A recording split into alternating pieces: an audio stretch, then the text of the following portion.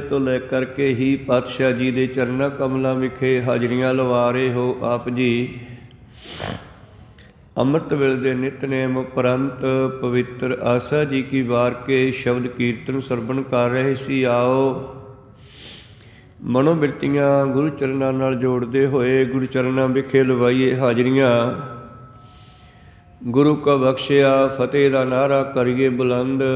ਉਪਰੰਤ ਬਾਣੀ ਦੀ ਵਿਚਾਰ ਨਾਲ ਜੁੜਨਾ ਕਰਾਂਗੇ। ਗੱਜ ਕੇ ਆਖੀਏ ਜੀ ਵਾਹਿਗੁਰੂ ਜੀ ਕਾ ਖਾਲਸਾ ਵਾਹਿਗੁਰੂ ਜੀ ਕੀ ਫਤਿਹ। ਸਤਨਾਮ ਸ੍ਰੀ ਵਾਹਿਗੁਰੂ ਸਾਹਿਬ ਜੀਓ। ਮਾਝ ਮਹਲਾ ਤੀਜਾ। ਏਕਾ ਜੋਤ ਜੋਤ ਹੈ ਸਰੀਰਾ, ਸ਼ਬਦ ਦਿਖਾਏ ਸਤਿਗੁਰ ਪੂਰਾ। ਏਕਾ ਜੋਤ ਜੋਤ ਹੈ ਸਰੀਰਾ, ਸ਼ਬਦ ਦਿਖਾਏ ਸਤਿਗੁਰ ਪੂਰਾ। ਆਪੇ ਫਰਕ ਕੀਤੋ ਨ ਘਟ ਅੰਤਰ, ਆਪੇ ਬੰਤ ਬਣਾਵਣਿਆ। ਹਉ ਵਾਰੀ ਜੀਉ ਵਾਰੀ, ਹਰ ਸੱਚੇ ਕੇ ਗੁਣ ਗਾਵਣਿਆ। ਹਉ ਵਾਰੀ ਜੀਉ ਵਾਰੀ, ਹਰ ਸੱਚੇ ਕੇ ਗੁਣ ਗਾਵਣਿਆ। ਵਾਹਿਗੁਰੂ ਜੀ ਕਾ ਖਾਲਸਾ ਵਾਹਿਗੁਰੂ ਜੀ ਕੀ ਫਤਿਹ। ਆਓ ਗੁਰੂ ਪਿਆਰੇ ਗੁਰੂ ਸਵਾਰੇ ਸਤਸੰਗੀ ਜਨੋ, ਇਹ ਜੋ ਪਵਿੱਤਰ ਸ਼ਬਦ ਆਪ ਜੀ ਨੇ ਸਰਵਣ ਕੀਤਾ, ਤੀਸਰੇ ਪਾਤਸ਼ਾਹ ਨਿਮਾਣਿਆਂ ਦੇ ਮਾਣ ਨਿਤਾਣਿਆਂ ਦੇ ਧਾਨ ਸਤਿਗੁਰੂ ਸ਼੍ਰੀ ਗੁਰੂ ਅਮਰਦਾਸ ਮਹਾਰਾਜ ਜੀ ਦੇ ਉਚਾਰਨ ਕੀਤੇ ਹੋਏ ਬਚਨ ਸ਼੍ਰੀ ਗ੍ਰੰਥ ਸਾਹਿਬ ਮਹਾਰਾਜ ਜੀ ਦੇ ਪਵਿੱਤਰ ਅੰਗ 125 ਉੱਪਰ ਸੁਭਾਇਮਾਨ ਸਿੱਖ ਸੰਗਤਾਂ ਨੇ ਸਤਿਗੁਰਾਂ ਨੂੰ ਬੇਨਤੀ ਕੀਤੀ ਸੀ, ਬਈ ਮਹਾਰਾਜ ਕਿਰਪਾ ਕਰਕੇ ਸਾਨੂੰ ਇਹ ਦੱਸੋ ਵੀ ਸਾਰਿਆਂ ਦੇ ਵਿੱਚ ਇੱਕੋ ਹੀ ਜੋਤ ਹੈ ਜਾਂ ਜੋਤਾਂ ਅਲੱਗ-ਅਲੱਗ ਹਨ। ਤਾਂ ਧੰਨ ਧੰਨ ਸ਼੍ਰੀ ਗੁਰੂ ਅਮਰਦਾਸ ਮਹਾਰਾਜ ਜੀ ਨੇ ਸੰਗਤਾਂ ਦਾ ਇਸ ਸਵਾਲ ਦਾ ਨਿਰਣਾ ਕਰਦੇ ਹੋਏ ਬਚਨ ਕੀਤੇ ਕਿ ਅਸਲ ਵਿੱਚ ਇੱਕੋ ਹੀ ਜੋਤ ਹੈ। ਏਕਾ ਜੋਤ ਜੋਤ ਹੈ ਸਰੀਰਾ, ਭਾਈ ਸਾਰਿਆਂ ਸਰੀਰਾਂ। ਦੇਹਾਂ ਦੇ ਵਿੱਚ ਇੱਕੋ ਹੀ ਜੋਤ ਹੈ, ਜਿਹੜੀਆਂ ਖਟ ਜੋਤੀਆਂ ਚੰਦ ਸੂਰਜ ਤਾਰੇ ਬੁੱਧੀ ਬਿਜਲੀ ਅਗਨੀ, ਇਹ ਸਾਰੀਆਂ ਉਸ ਜੋਤ ਦੇ ਆਸਰੇ ਹਨ। ਨਵੋਂ ਸੂਰਜ ਸੂਰਜੇ, ਸੂਰਜ ਨੂੰ ਜੋਤ ਦੇਣ ਵਾਲੀ ਜਿਹੜੀ ਪਾਵਰ ਹੈ ਉਹ ਪਰਮੇਸ਼ਰ ਹੈ। ਇਸੇ ਤਰ੍ਹਾਂ ਚੰਦਰਮਾ ਵੀ ਉਸ ਤੋਂ ਹੀ ਜੋਤ ਲੈਂਦਾ ਹੈ। ਸਾਡੀ ਬੁੱਧੀ ਵਿੱਚ ਜਿਹੜੀ ਸੋਝੀ ਹੈ, ਦਿਮਾਗ ਦੇ ਵਿੱਚ ਗਿਆਨ ਹੈ, ਇਹ ਵੀ ਇੱਕ ਜੋਤ ਹੈ, ਇਹ ਵੀ ਉਸੇ ਤੋਂ ਲੈਂਦੀ ਆ। ਤਾਰੇ ਵੀ ਉਸੇ ਜੋਤ ਕਰਕੇ ਚਮਕਦੇ ਆ। ਬਿਜਲੀ ਵਿੱਚ ਵੀ ਉਹ ਜੋਤ ਕੰਮ ਕਰਦੀ ਹੈ ਤੇ ਅੱਗ ਦੇ ਵਿੱਚ ਵੀ ਉਹੀ ਜੋਤ ਕੰਮ ਕਰਦੀ ਹੈ। ਉਹਦੇ ਰੂਪ ਅਨੇਕਾਂ ਕਰ ਦਿੱਤੇ, ਅਸਲ ਵਿੱਚ ਜੋਤ ਇੱਕੋ ਹੀ ਹੈ। ਗੁਰੂ ਅਮਰਦਾਸ ਮਹਾਰਾਜ ਜੀ ਕਹਿੰਦੇ ਏਕਾ ਜੋਤ ਜੋਤ ਹੈ ਸਰੀਰਾ, ਸ਼ਬਦ ਦਿਖਾਏ ਸਤਿਗੁਰ ਪੂਰਾ। ਇਹਦਾ ਗਿਆਨ ਸ਼ਬਦਾਂ ਰਾਹੀਂ ਪੂਰਾ ਗੁਰੂ ਕਰਾਉਣਾ ਹੈ। ਜਿਵੇਂ ਦ੍ਰਿਸ਼ਟਾਂਤ ਹੈ, ਉੱਪਰ ਸੂਰਜ ਇੱਕ ਹੈ, ਥੱਲੇ ਜਿੰਨੇ ਘੜੇ ਪਾਣੀ ਦੇ ਭਰ ਕੇ ਧਰਦੇ ਹੋ, ਸਾਰਿਆਂ ਵਿੱਚੋਂ ਉਹ ਸੂਰਜ ਦਾ ਪ੍ਰਤੀਬਿੰਬ ਉਹਦਾ ਪਰਛਾਵਾਂ ਪੈਂਦਾ ਹੈ ਤੇ ਸਾਰੇ ਘੜਿਆਂ ਵਿੱਚੋਂ ਅਨੇਕਾਂ ਸੂਰਜ ਚੰਦਰਮਾ ਦਿਖਾਈ ਦੇ ਸਕਦੇ ਆ। पर असल में जिहड़ा है पिछे जाइए तो वो इक्को ही है। तो फिर जग्यासू ने प्रश्न किया कि महाराज फिर सानू जोत दिसदी क्यों नहीं? जिन्हों आपां कहने आ ज्योति जोत समा जाना, जोत ने निकल के ज्योति स्वरूप परमेश्वर विच मिल जाना, इहदा मतलब है अर्थ है। तो सिक्खां ने बेनती की फिर सानू ये दिखाई क्यों नहीं दिंदी निकलदी होई आउंदी जांदी? कहंदे इहदा ज्ञान तां पूरा गुरु ही करवा सकदा है। शब्द दिखाए सतगुर पूरा, पूरा गुरु ही सानू दस सकदा है, ओह ही फर्क कढदा है। आपे फर्क कीतो न घाटे अंतर, विच जोत इक्को ही है पर बाहरों बाडियां दे विच फर्क है। भाव शरीरां दे शक्लां दा फर्क हो सकदा है, और वो जोत जो साडे अंदर है, शरीरां दे विच अनेकां तरह दे रूप हो गए। कोई शरीर पापी है, कोई पुन्नी है, कोई दुखी है, कोई सुखी है, कोई रोगी है, कोई भोगी है। ये वखरे वखरे प्रतीत होंदे हन, पर इन्हां दे पिछे जिहड़ी है जोत वो इक्को ही काम कर रही है। उस परिपूर्ण परमेश्वर परमात्मा की जिहड़ी जोत है, बस ओहो ही सारियां विच काम करदी है। पूरा गुरु ही इहदी जानकारी दे सकदा। अणक भांत होए पसरिया नानक एक अंकार, वो एक परमेश्वर जिहड़ा है अनेकां रूप करके दुनिया विच फैलिया होया। दसवें प्रीतम जी लिखते हैं, एक है अनेक है, अनेक है फिर एक है। एक होर बचन बाणी विच है, बाजीगर जैसे बाजी पाई। जिवें कोई बाजीगर पुराने समयां दे विच आउंदे सन, वो अनेकां रूप बना बना के दुनिया का मनोरंजन करते सन, दुनिया नूं विखाउंदे सन।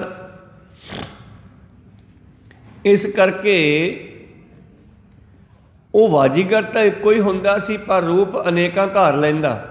जिस तरह बहुरूपीआ अजकल बहुरूपीए आउंदे आ शहरां दे विच, वो बहुरूपीआ अपने कपड़े बदलदा, सवांग बदलदा, और शहर दे विच गेड़ा मारदा, कदे सिपाही बन जांदा, कदे शिवजी बन जांदा, कदे कुछ बन जांदा, कदे कुछ बन जांदा है।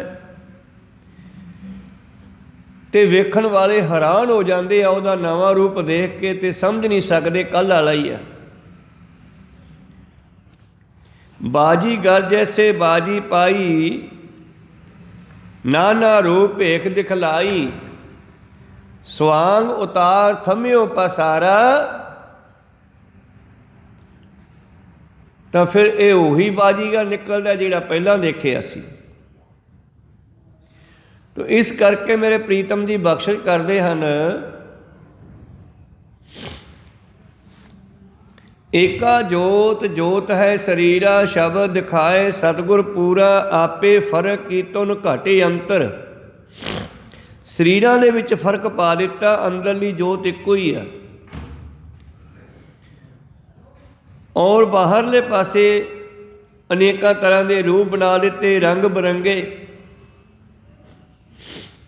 रंगी रंगी भांति कर कर जिनसी माया। जिन उपाई कर कर वेखा कीता अपना, जिव तिस दी वडियाई। जिवें उहनूं चंगा लगदा उवें कर करके वो वेखदा है। वो जिहो जे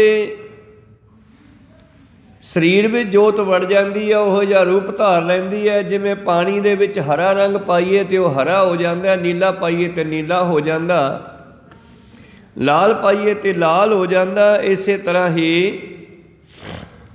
अंतशकरणियां उपजियां वखरियां वखरियां तरंगां जिहड़ियां हन, उन्हां विच जाके जोत उहो जिहा रूप धार लैंदी है। परमेश्वर ने 84 लाख जूनां की बनत बनाई।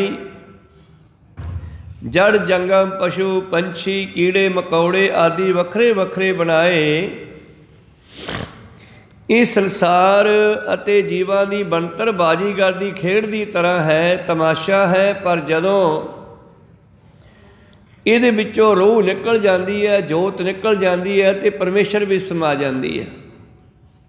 ਅਤੇ ਜੇ ਉਹਨੇ ਕੋਈ ਸੰਸਾਰੀ ਫੁਰਨਾ ਚੱਕ ਲਿਆ, ਅੰਤ ਕਾਲ ਜੇ ਲక్ష్ਮੀ ਸਿਮਰੇ, ਜੇ ਮਰਦੇ ਮਰਦੇ ਕਹਿੰਦਾ ਹਾਏ ਮੇਰੀ ਮਾਇਆ, ਜੇ ਮਾਇਆ ਜੋੜੀ ਹੈ, ਇਕੱਠੀ ਕੀਤੀ ਹੈ, ਢੇਰ ਲਾਏ ਹੈ ਘਰੇ, ਅਤੇ ਸੁਭਾਵਕ ਹੈ ਕਿ ਮਰਦੇ ਹੋਏ ਧਿਆਨ ਉਹਦੇ ਵੱਲ ਜਾਂਦਾ।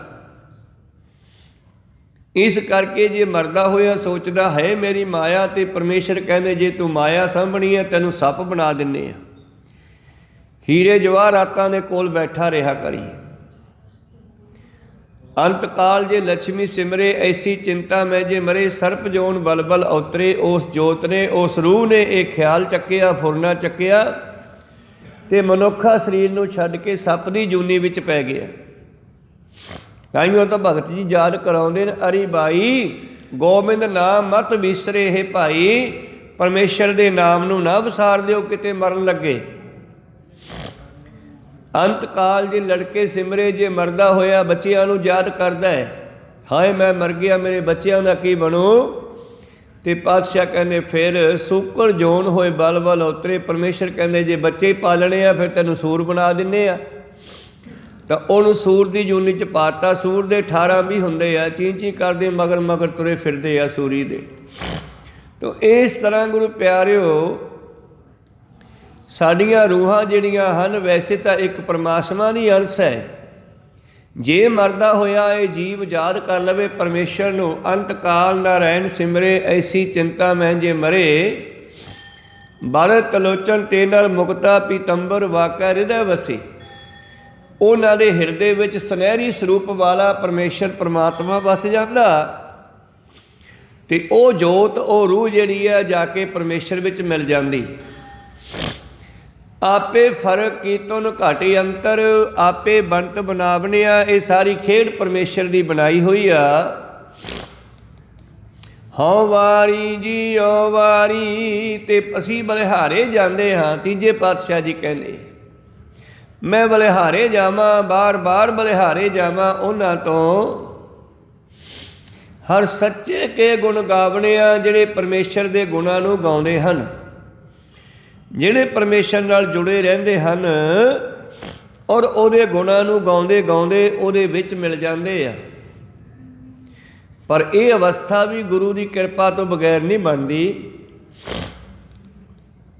ਪਾਤਸ਼ਾਹ ਜੀ ਬਾਣੀ ਵਿੱਚ ਲਿਖਦੇ ਆ, ਗੁਰੂ ਗੁਰੂ ਗੁਰ ਕਰਮਨ ਮੋਰ, ਗੁਰੂ ਬਿਨਾ ਮੈਂ ਨਾਹੀ ਹੋਰ। ਗੁਰੂ ਤੋਂ ਬਗੈਰ ਗੱਲ ਨਹੀਂ ਬਣਨੀ।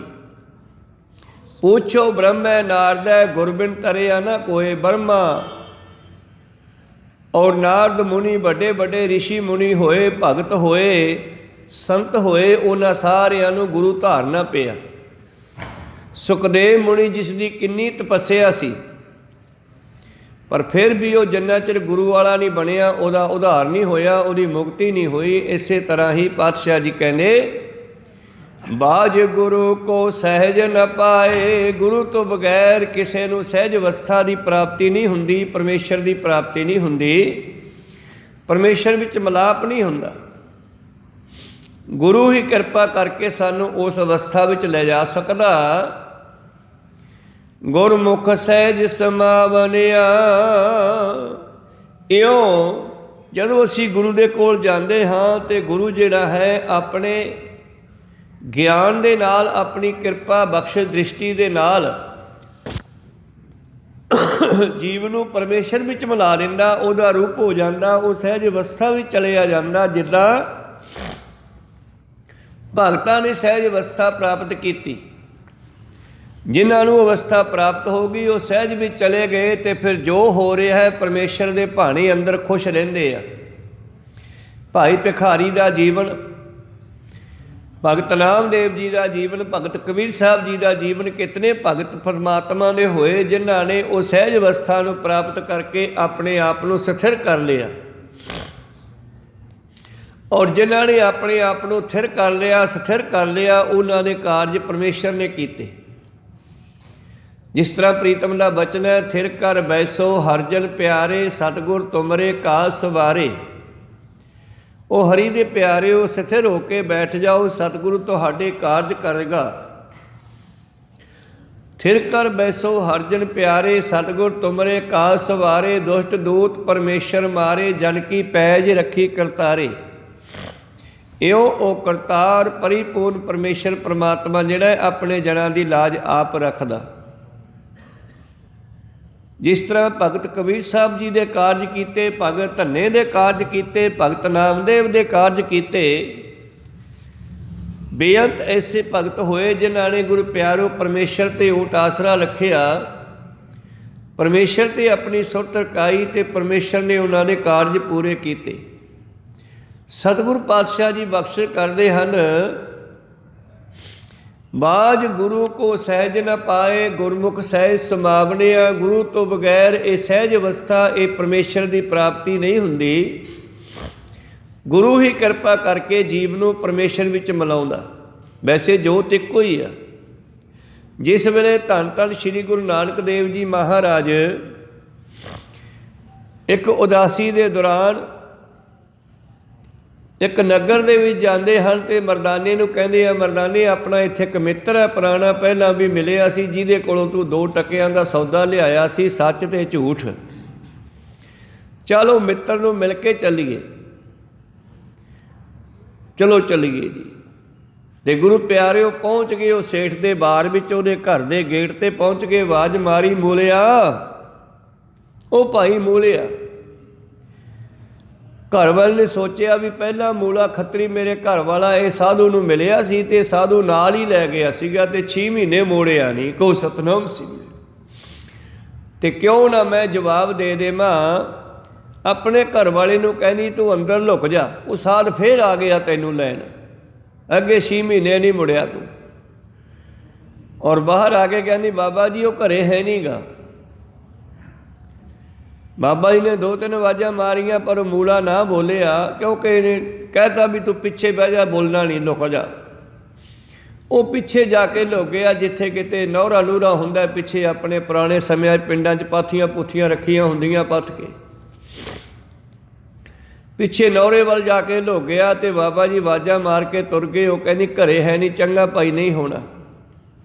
साध जे बोले सहज सुभाए, साध का बोलिया बिरथा न जाए। इन्नी गल कह के धन गुरु नानक देव जी तुर गए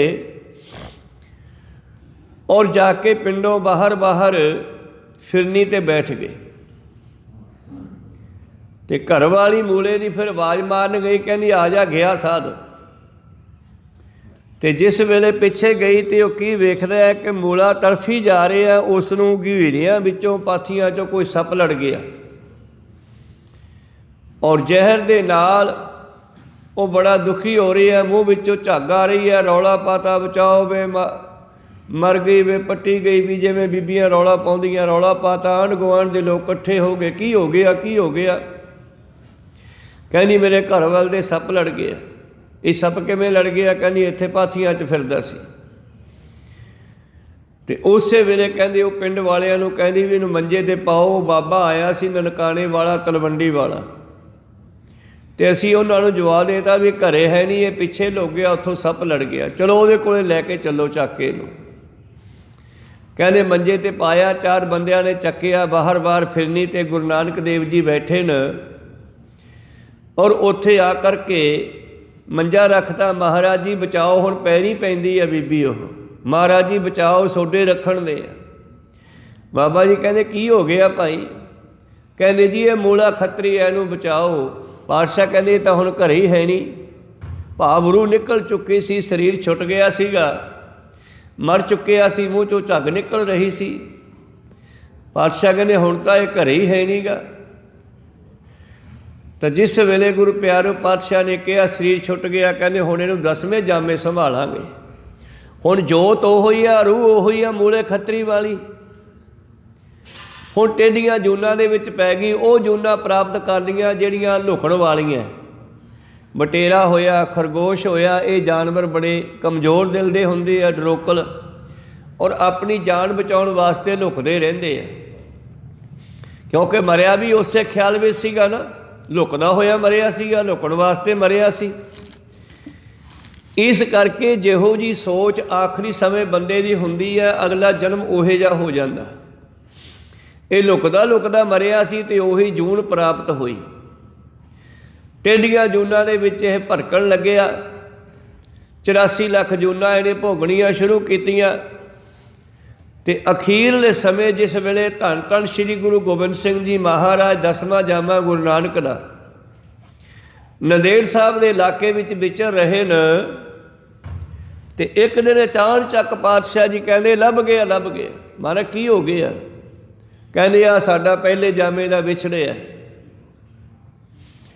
ਤੇ ਇੰਨੀ ਗੱਲ ਕਰਕੇ ਸਤਿਗੁਰਾਂ ਨੇ ਇੱਕ ਤੀਰ ਛੱਡਿਆ ਤੇ ਖਰਗੋਸ਼ ਦੇ ਜਾ ਕੇ ਵੱਜਿਆ, ਸਹੇ ਦੇ ਵੱਜਿਆ। ਸਹੇ ਦਾ ਸਰੀਰ ਛੁੱਟਿਆ ਤੇ ਜਿਹੜੀ ਵਿੱਚ ਜੋਤ ਸੀ, ਜਿਹੜੀ ਰੂਹ ਸੀ, ਉਹ ਦਿਵਿਆ ਰੂਪ ਧਾਰ ਕੇ ਸਾਹਮਣੇ ਖੜੀ ਹੋ ਗਈ, ਮਨੁੱਖ ਵਰਗਾ ਰੂਪ ਧਾਰ ਕੇ।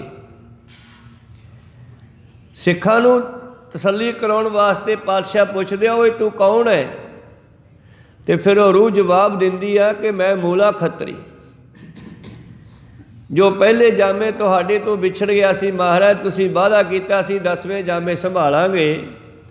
ਮੈਂ ਪਹਿਲੇ ਜਾਮੇ ਆਪ ਜੀ ਨੂੰ ਮਿਲਿਆ ਨਹੀਂ ਤੇ ਸੱਪ ਲੜ ਕੇ ਮਰ ਗਿਆ, ਤੇ ਉਸ ਤੋਂ ਬਾਅਦ ਮੈਂ ਟੇਢੀਆਂ ਜੂਨਾਂ ਦੇ ਵਿੱਚ ਭਟਕਦਾ ਭਟਕਦਾ ਤੁਹਾਨੂੰ ਉਡੀਕ ਰਿਹਾ ਸੀਗਾ, ਤੇ ਅੱਜ ਤੁਸੀਂ ਕਿਰਪਾ ਕੀਤੀ, ਮੈਨੂੰ ਟੇਢੀਆਂ ਜੂਨਾਂ 'ਚੋਂ ਕੱਢ ਕੇ ਮੁਕਤੀ ਦਵਾਈ ਆ। ਹੁਣ ਮੈਂ ਤੁਹਾਡੇ ਵਿੱਚ ਮਿਲ ਰਿਹਾ। ਇਉਂ ਉਹ ਜੋਤ ਜਿਹੜੀ ਹੈ ਅਲੋਪ ਹੋ ਗਈ।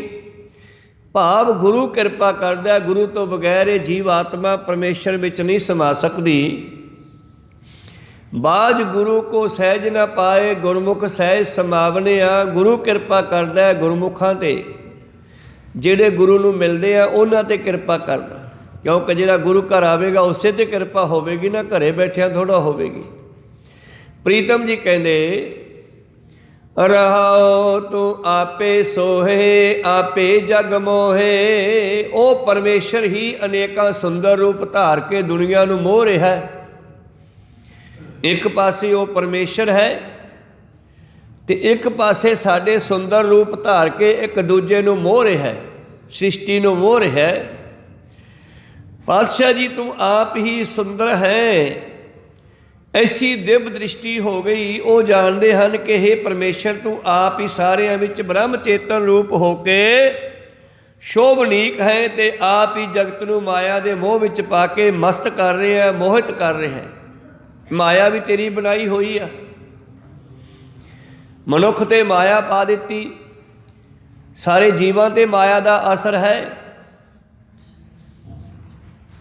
ਮੀਨ, ਮਿਰਗ, ਪੰਖੇਰੂ, ਇਹਨਾਂ ਸਾਰਿਆਂ ਦੇ ਉੱਤੇ ਮਾਇਆ ਹੈ।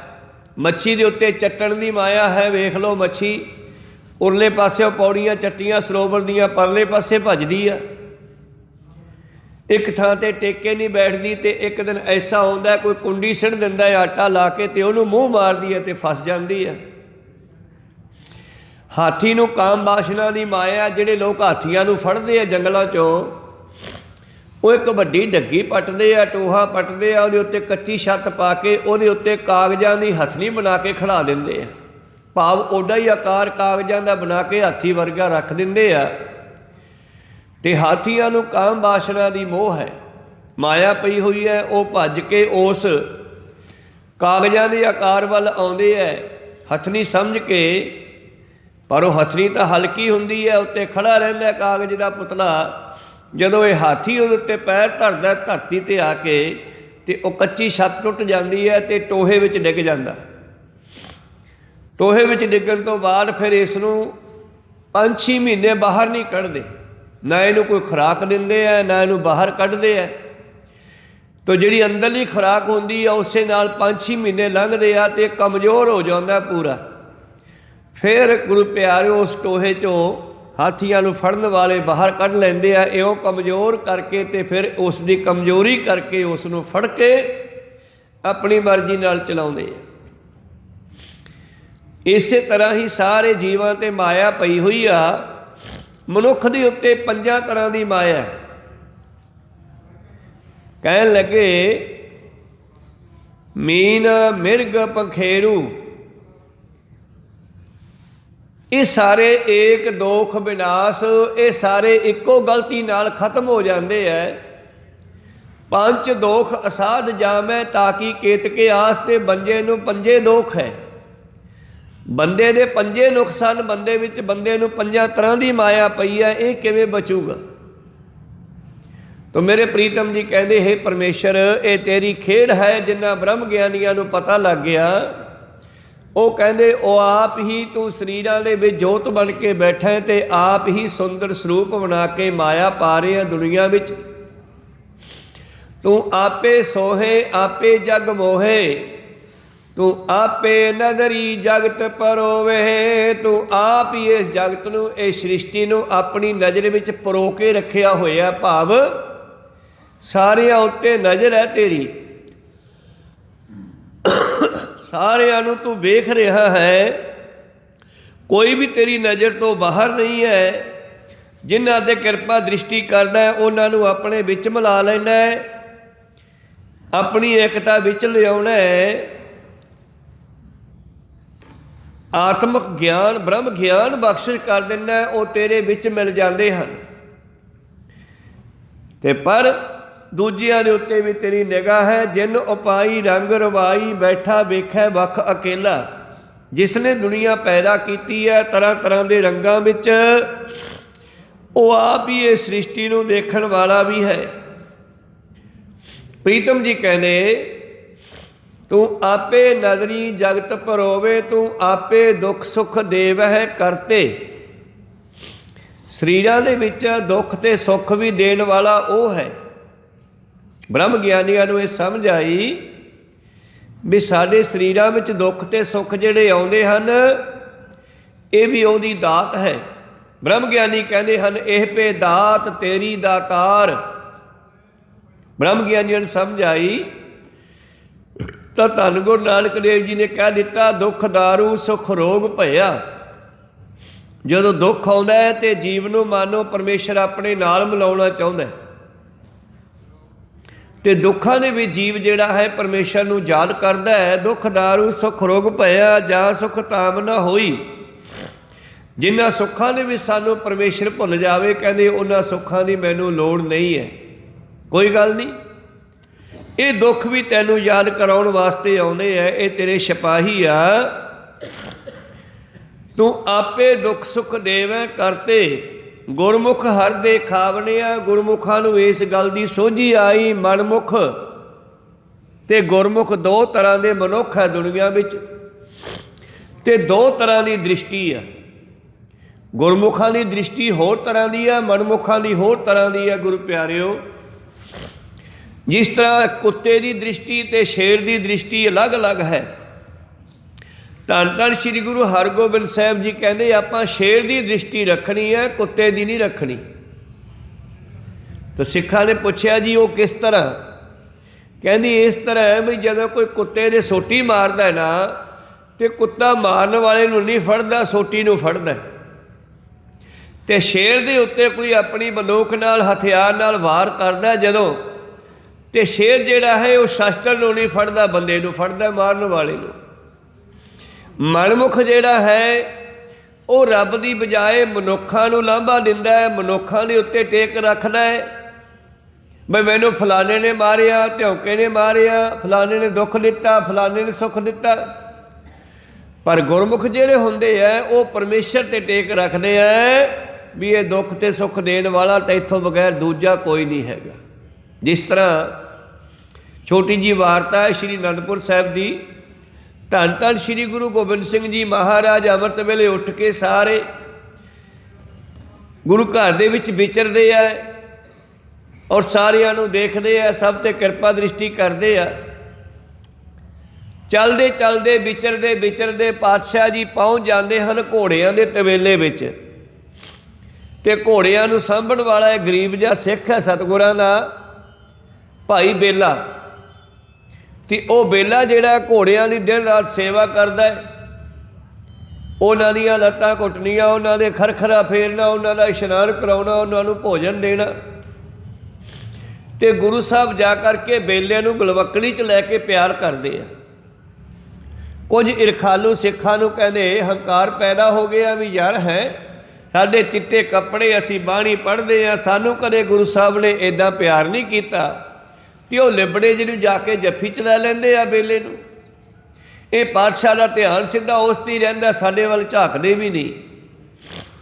एक दिन उन्होंने ईरखालू लोगों ने, चिट्टे कपड़ियां वालियां ने जा करके गुरु प्यारिओ भाई बेले नूं कुट दिता, बई आपां इहनूं दुख देवांगे, कुटांगे तो भज जूगा। फिर गुरु साहब अपने बनी ध्यान करनगे। जिस वेले भाई बेले नूं कुटिया, आपदे जने उन्होंने अध मरिया करके सिटे आए भी भज जूगा हुण इह। पर भाई बेले ने कहते अपने सट्टां दे पट्टियां पुट्टियां बन लियां ते उस तरह घोड़ियां की सेवा विच फिर लग गया। ते जिस वेले दूजे तीजे दिन धन गुरु गोबिंद सिंह जी महाराज आए ते बेले दे पट्टियां बनियां देख के कहते बेले आ की होया तेरे हत्थां दे, की वजिया?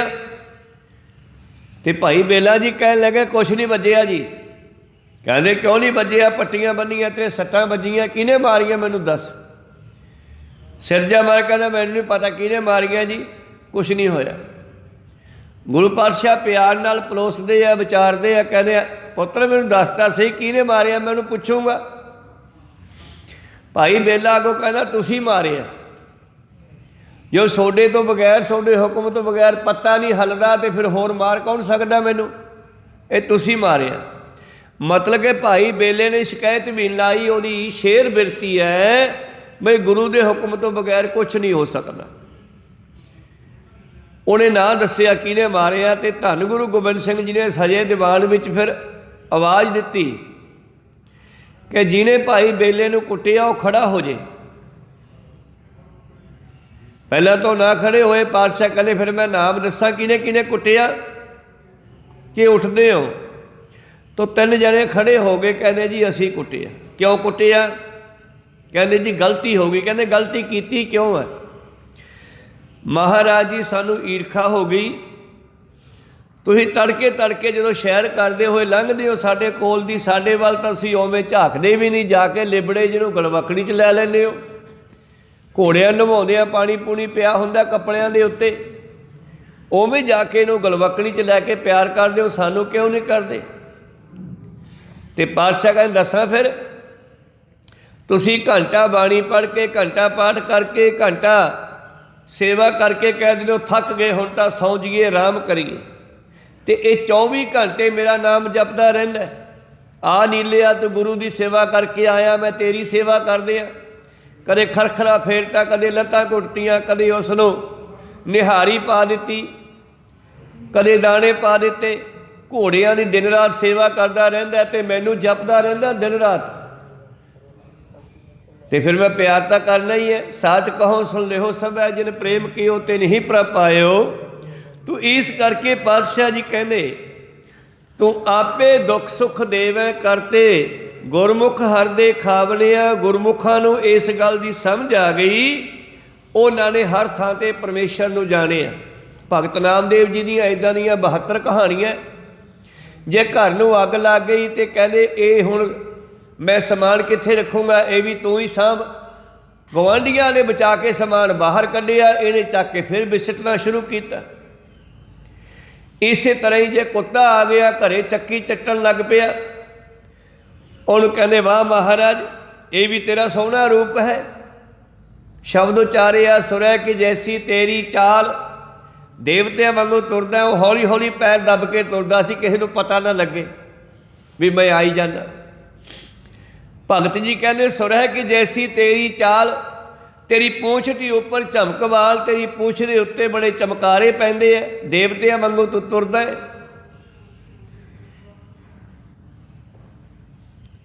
इस घर में है सो तू ढूंढ खाहे।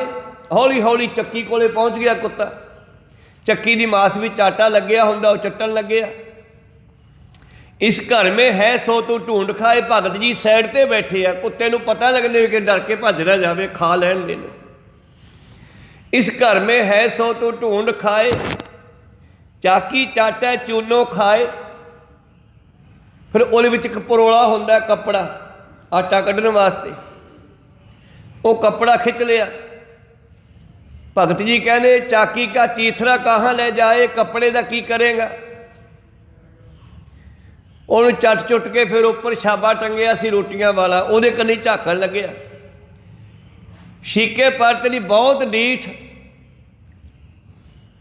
मत लकड़ी सोटा परै, तेरी पीठ पिछे भी निगाह रख, कोई मगर आके डंडा ना मारे। इस घर में है सो तू ढूंढ खाए, इस घर भी जो हैगा खा ला। पर ए रूप च गवांढियां ने या होर किसी दे ना वग जी, अगलिया ने कुट के मार देना। कहो सतनाम, मैं तो वेख लिया कि तू इस रूप दे विच आके आया।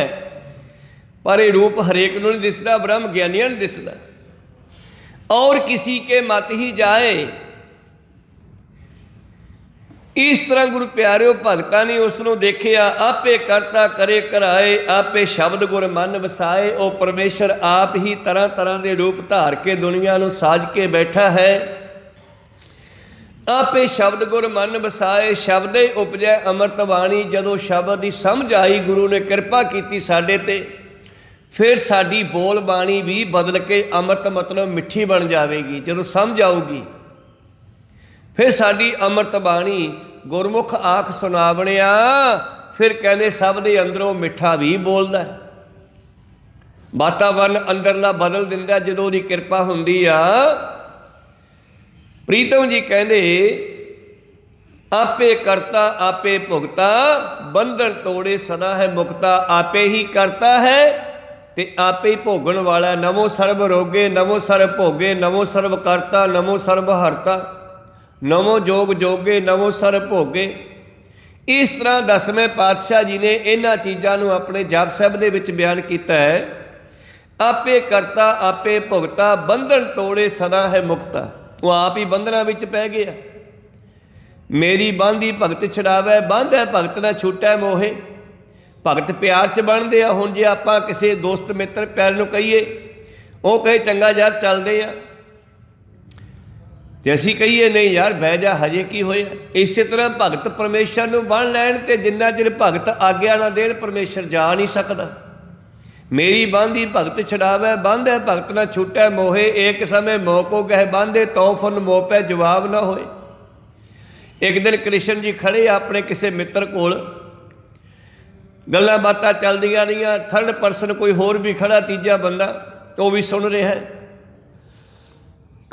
खड़े खड़े कहते चंगा फिर भगत जी चलते हैं। अगों उन्हां दा दोस्त कहना चंगा जी जाओ। वो तीजा बंदा कहना भलिया मानसा आए थोड़ा कहीदा एकदम भी जाओ, माड़ा मोटा कहीदा भी नहीं महाराज हजे ठहरो। वो कहना यार ये गल्लां ही करदे आ, जा नहीं सकते, मेरे दिल चों निकल के विखाउण। को सतनाम भाव वो परमेश्वर सब दे हिरदे विच वसदा है। आपे करता आपे भुगता, बंधन तोड़े सदा है मुक्ता। ओनू कोई बन्नण वाला भी नहीं ते भगतां दे प्यार च बजिया वो छुट्टण जोगा भी नहीं। को सतनाम श्री ऐसा वो परमेश्वर है। सदा मुक्त आपे है सच्चा, वो तो सदा ही मुक्त है।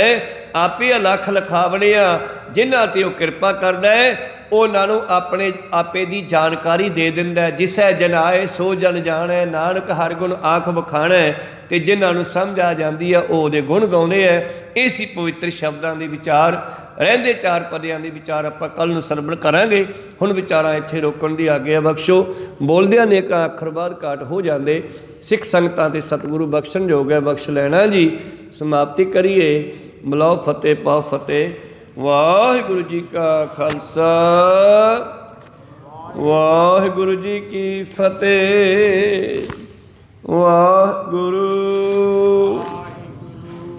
वाहिगुरु।